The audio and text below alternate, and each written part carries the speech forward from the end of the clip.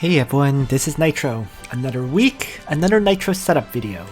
So this one, I'm hoping shouldn't be too long because there's been no real hero changes, but there has been some equipment changes and bond and energy training. So we'll see how long this takes to cover.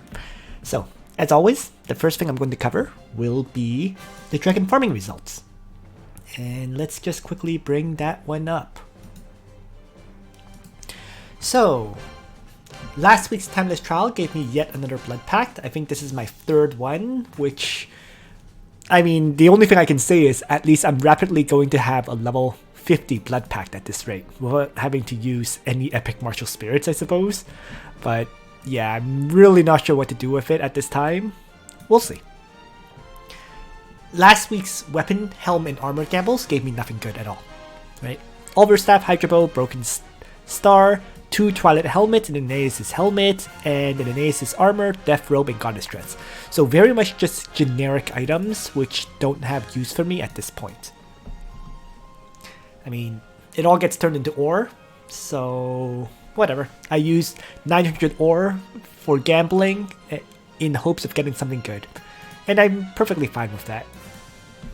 Now that, at least now that I have the what's it called, privilege, that gives me 2 goddess runs every day.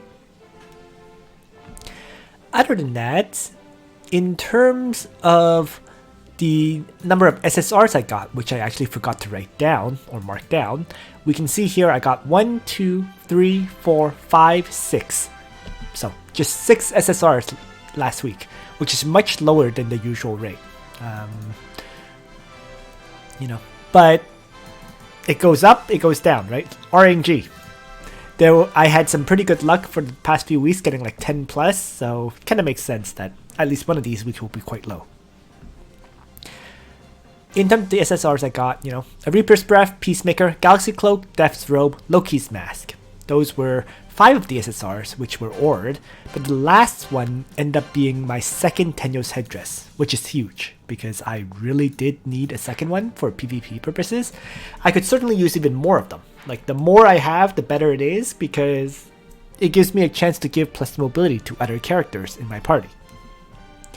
So I'm very happy with that, and I've already leveled that one up to level 50, but I have not decided who I will give it to at this time.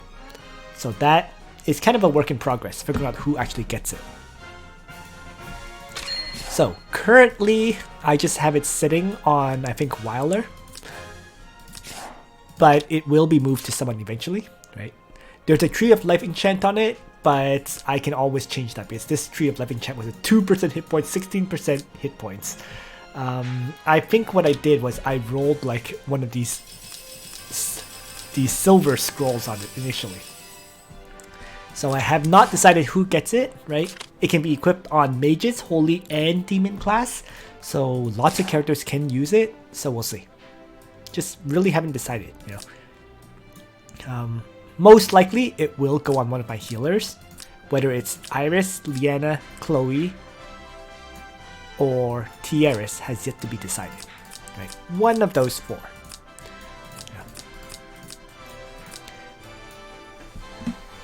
So, the interesting thing here is I'm actually considering anyways, potentially giving Listel one of these if I eventually get one. I mean, I think the healers getting them is top priority for me, right? So that all the healers can provide a mobility buff.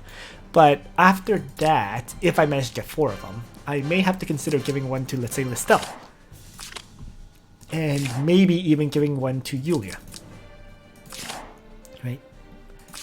These are things worth considering, not guaranteed, because Yulia currently does have the Odin's Battle Helm to dispel buffs on someone else, whereas Listel has this Njord's Feathered Crown, which should increase her defense and magic defense values, right? But we'll see about that.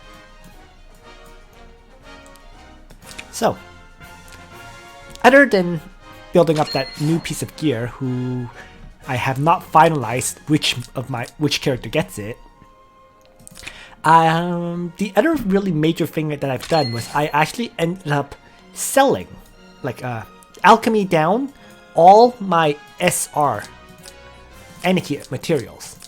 So that's why the materials here has dropped dramatically.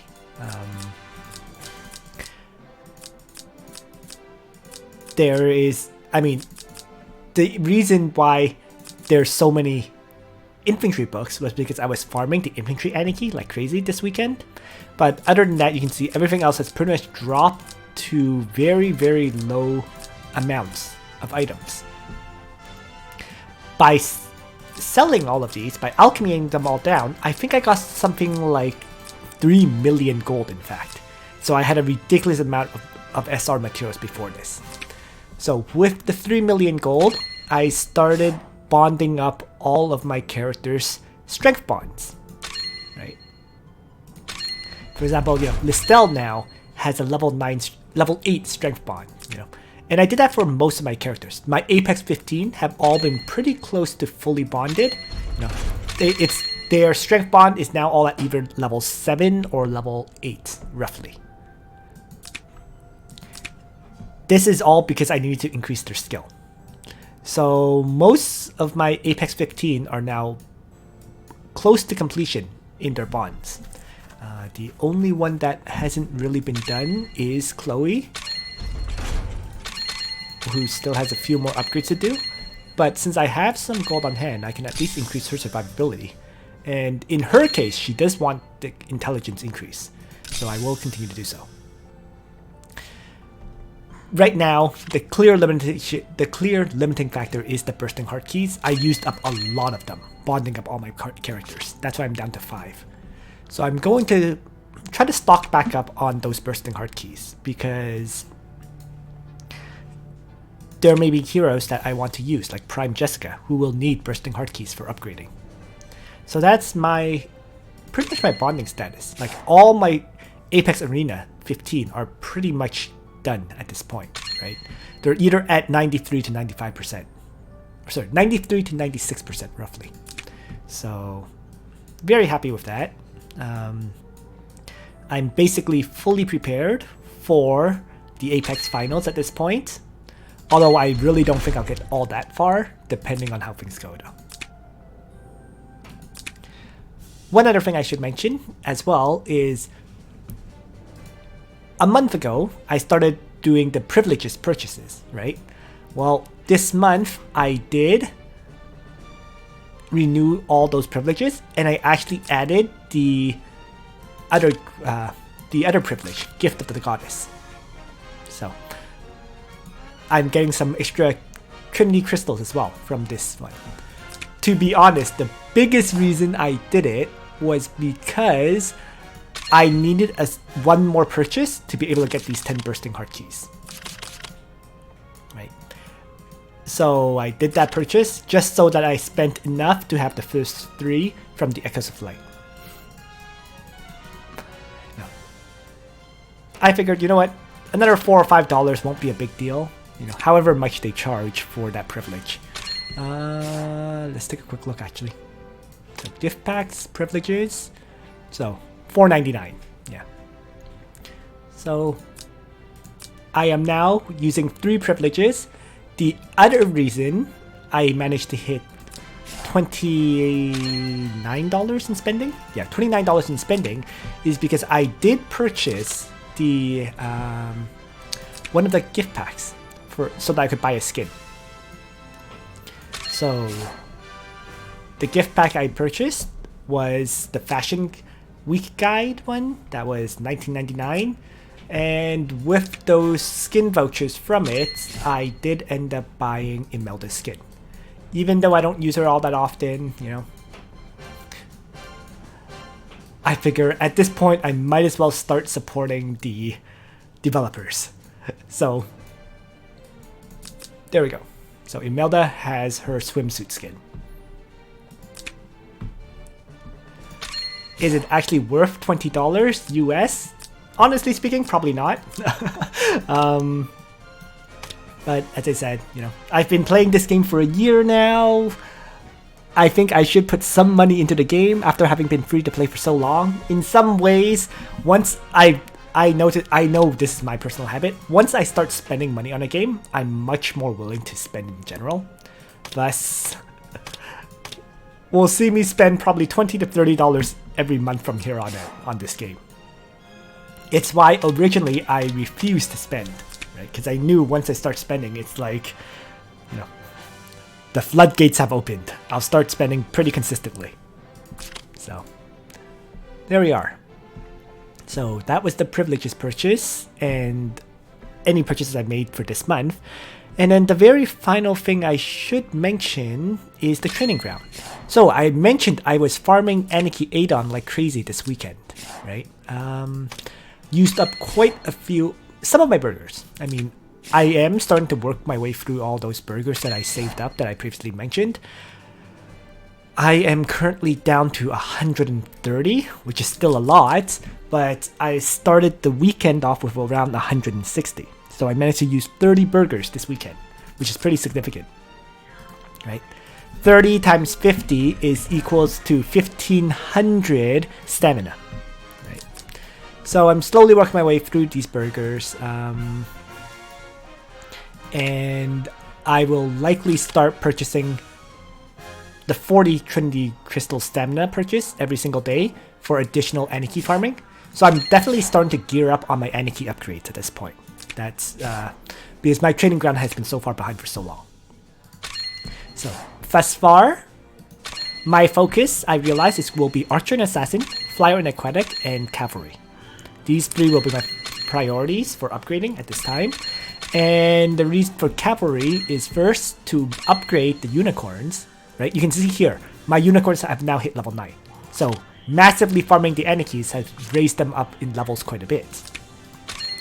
Other than that, I started upgrading its attack value by a bit, so it's at 44%, right? So that the Unicorns can hit harder. So that's why this one's at level 5 at this time. But yeah, slowly upgrading this training ground for attack.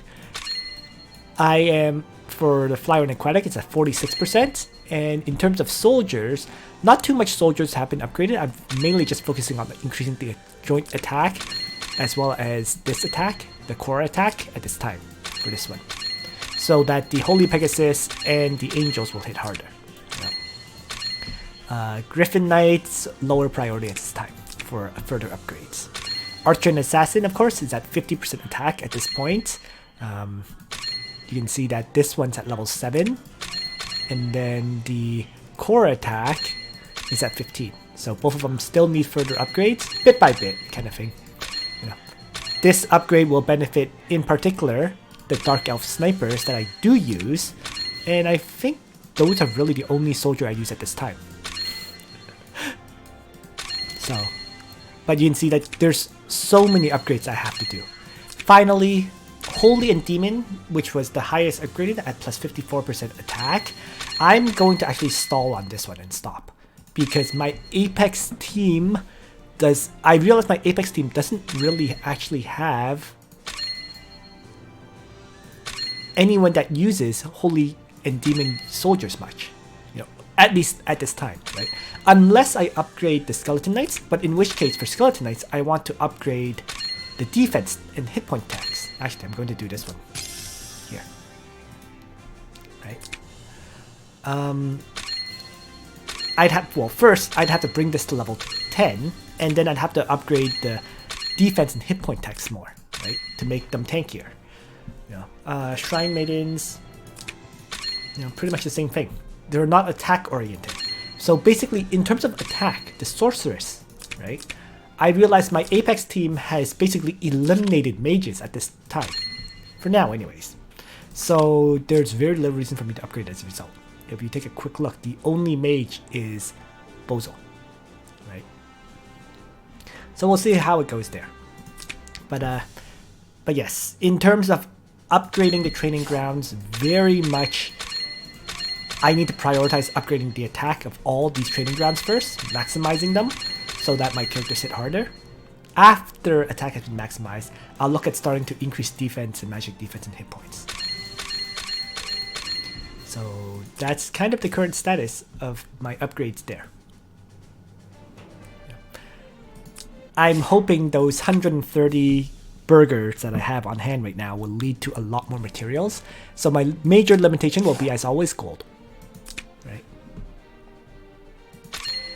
So we'll see how it goes.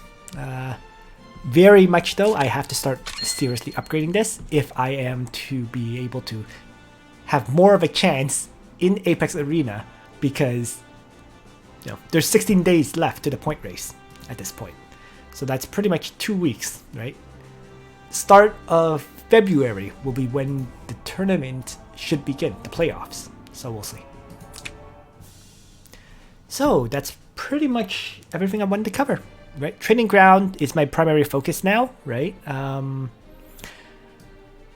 And hero-wise, my Apex 15 has been more or less set, unless I make a decision to bring, let's say, Prime Jessica or Emilia, who will be released this week. We'll see. I mean, right now I do have a lot of Trinity crystals on hand, as well as a solid amount of Trinity vouchers.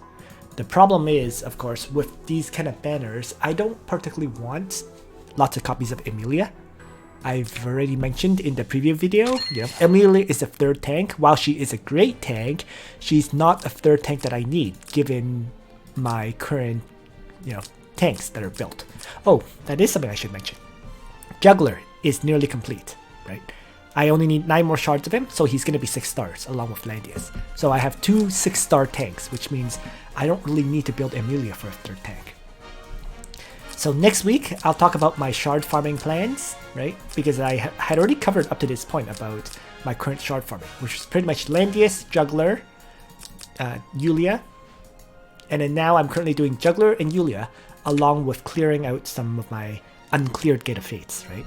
So I was farming more crystals and farming more Trinity vouchers. But we'll see how that goes.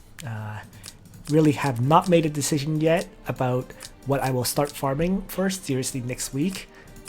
There's a whole bunch of existing characters that I do need to farm up, like Bozel, for example, Listel. Lots of characters I could choose to 6-star up.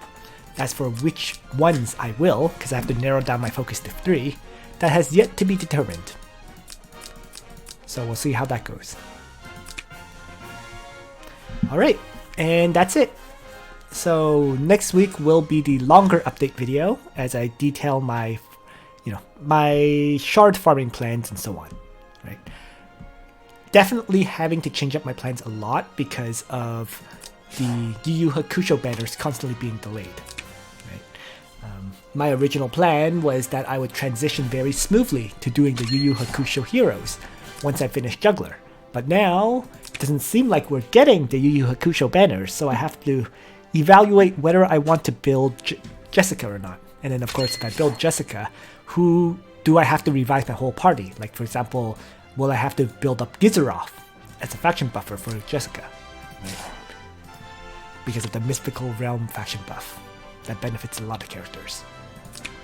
So we'll see. Okay, so that's everything I wanted to say. Thanks for watching, everyone. And on that note, Nitro out.